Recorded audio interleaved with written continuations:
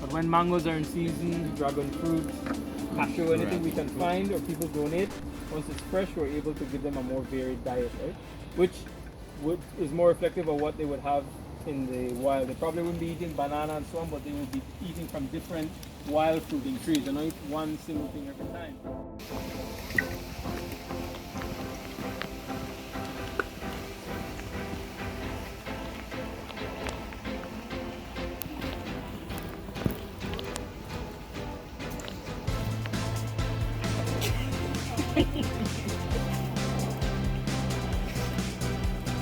Allegedly.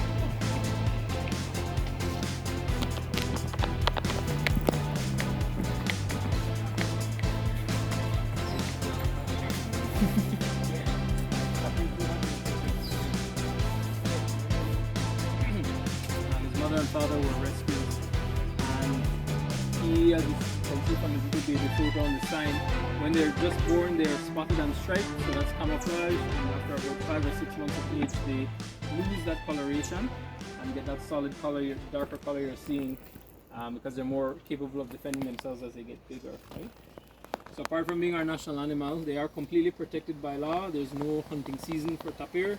People do hunt them illegally in some isolated incidents, but it's not something that's common. And their biggest threat though is not so much hunting, it's more, one is deforestation like every other animal, but in Belize specifically there is a lot of challenges with them crossing highways. So we have dark crews.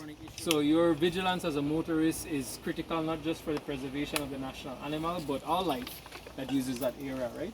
So we had also through the Tapir project and with the zoo had lobbied to the Ministry of Transport to put up the crossing signs. Once we had the data, again, data helps to show these hot spots where tapirs were getting hit and also where people were speeding. So we're able to get permission to put up the crossing signs to raise awareness and have people be a bit more mindful and on the lookout basically when they were driving through these areas.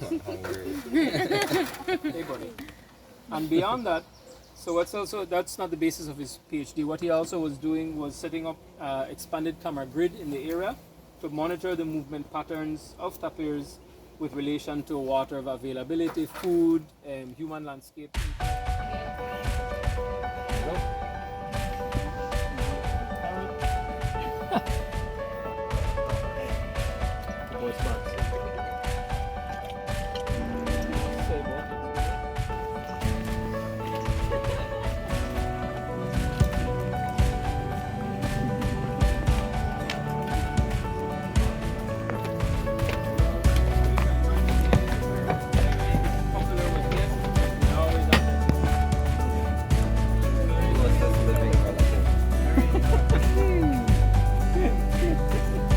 The animal I trust the least in the zoo because they're one of the most intelligent. Exactly. And I've seen them, when you hear sometimes of a wild animal attacking a person, it's usually like an impulse or reaction. With them it's premeditated. I've seen them sit and wait until they're close enough and then they swing and try to grab with their tail, with their hand, foot, any piece of a reach you. So I do not trust them at all. I always have to have a distance. No longer the only wildlife rehab center. There's several others now in Belize that specialize. We're the only ones that can do pretty much all animals, but for example in Sarteneja, in Corozal, there's Wild Tracks, and they specialize in monkeys and manatees. You know. They've had a lot of success with putting groups of howler monkeys back in the wild. And so when we get a candidate that's like, you know, young,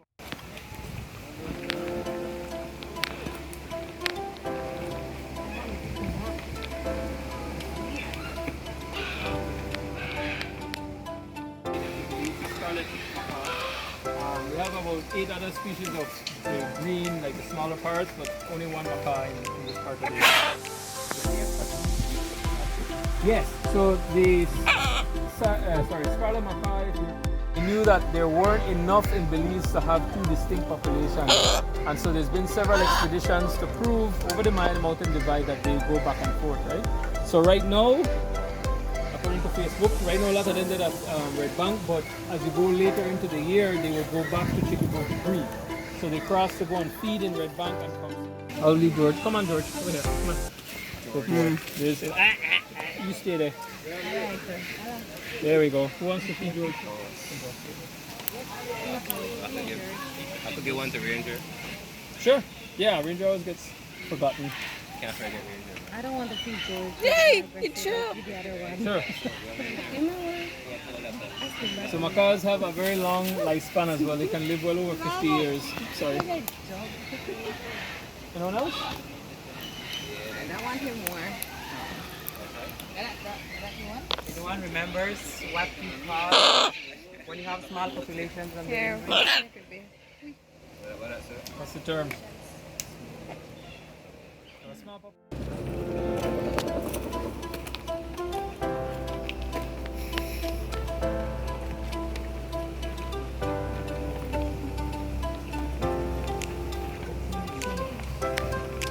In here we have mostly what we all know in Belize as the Bocatura, the Mesoamerican sliders. But we also have a few red-eared sliders which are not native to Belize. And these are usually pets that people surrender. They buy them in like the Chatamal in the pet shop and they bring them over, smuggle them in or McDonald's cup when they're small. And the pet shop selling that they don't grow any bigger than that, but then they get to bigger than what they want. Bigger version of the Chatalaka. Named Penny because the scientific name is I know the other one is Curacao. Penny.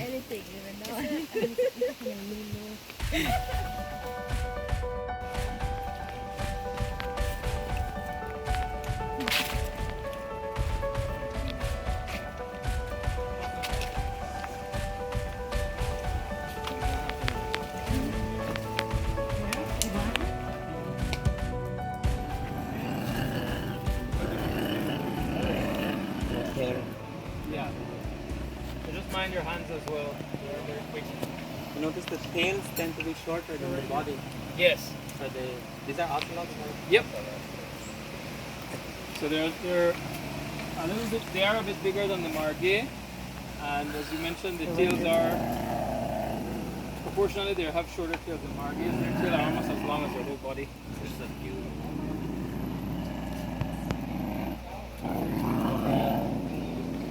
He's very talkative. And this is another species that we have.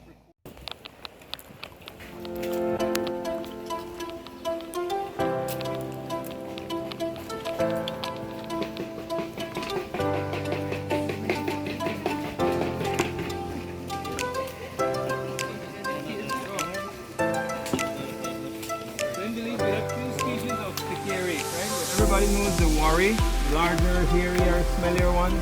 But these are the colored peccary, or what they also call the javelina, right? They're a smaller species, they're not as stinky, not usually as heavily hunted. Plus those incisors, so they're not carnivorous, but they use it for defense, right?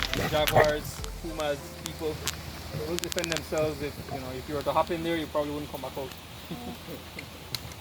They tend to run, like they'll be more likely to run away if they're threatening the wild, but I still wouldn't take that for granted.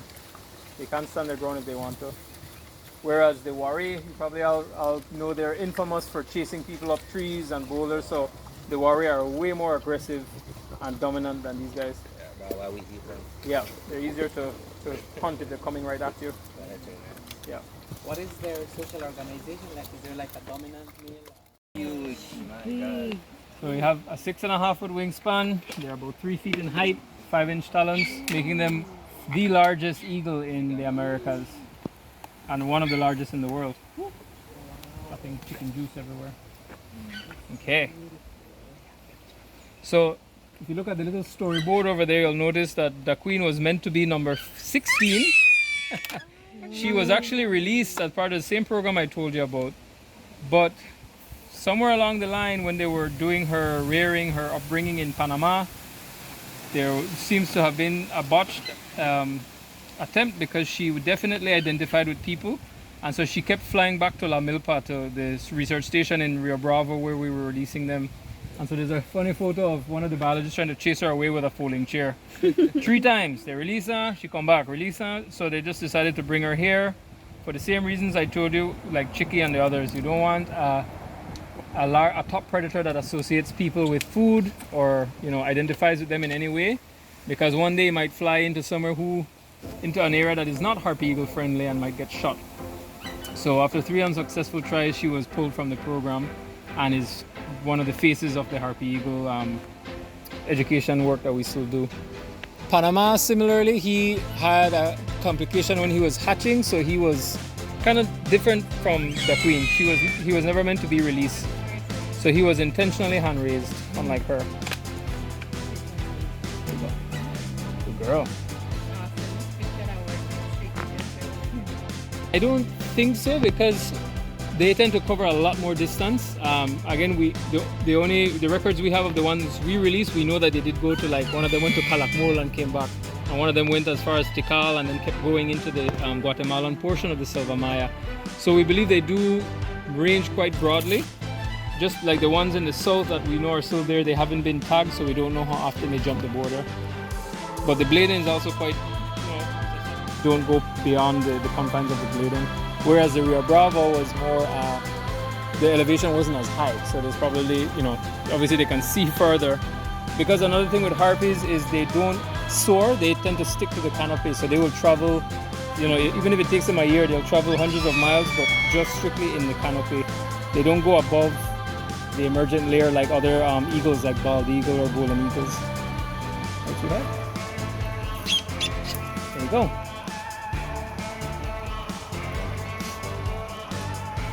Good. I bet it is.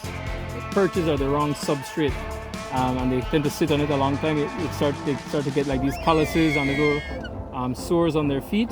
So that's why we have to rotate out these branches and boughs every so often to make sure it's rough, to make sure there's different sizes, different areas that they'll move around to and choose their favorite one. So they're basically always on the move, and it helps to keep the areas clean. So that's one of the key things we look out for them. In the wild, we don't know of any chronic illness, but when they're having their nest, they do have to factor in stuff like botflies and other biting insects and so on. So they've actually seen parent harpy eagles putting take clippings of green brushy Morlets. Or American. Some morlets or American? Yes. Y'all show big this.